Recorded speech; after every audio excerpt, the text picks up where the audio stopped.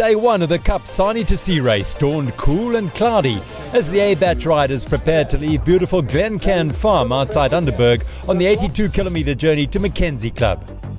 The lead group was soon made up of 13 riders as they hit the first single-track Great Oak. On View Climb, the day's first ascent, DSV's Gert, Heynes and Arno Toit opened a gap to the chasers. Rensburg was next, and the race defending champions Phil Bates and Beukes of Pyga followed. The gap gradually grew as they headed towards the PG Bison floating bridge, where Heynes and Toit took the right line with a 25-second advantage. The DSV pair flew through the Pevensey water point at high speed, keen to put as much time into the chasers as possible. The tracks were compact, although occasionally muddy. Through the fast-flowing single track in the Blue Gum Forest 15k's from the finish, Heynes and Toit had over 2 minutes in hand. The chase group following were all together as they slalomed through the forest. National Marathon champion Toit and Heynes of DSV were heading for the stage win as they powered through Alsace Dairy Farm and into the finish in 3 hours and 1 minute. Winners of the stage a year ago, Pyga had to settle for second over 4 minutes back, with young Rensburg the first solo rider home.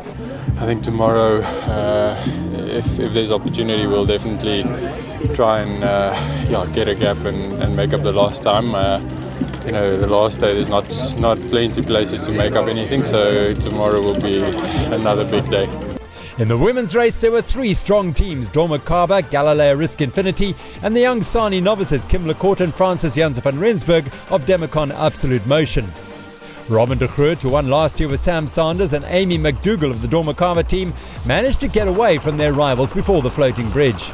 Theresa, Ralph and Sarah Hill of Galileo Risk Infiniti were doing all they could to limit their losses. De Groot, 4th at the Marathon World Championships this year, and MacDougall, who won a race last weekend, were in a class of their own, and they crossed the line at Mackenzie Club as the 7th team overall, 4 minutes and 52 seconds ahead of Ralph and Hill of Galileo Risk Infiniti.